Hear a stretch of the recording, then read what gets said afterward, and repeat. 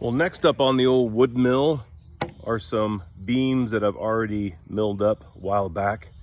They've been out seasoning in the log yard, and now they have a purpose. So they're already the width that I need, just not the thickness. These are 10 foot long. I did notice there's a nail right there that I'm gonna get out first.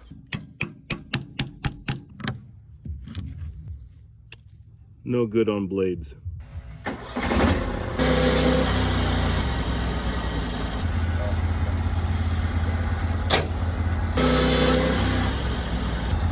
Beautiful.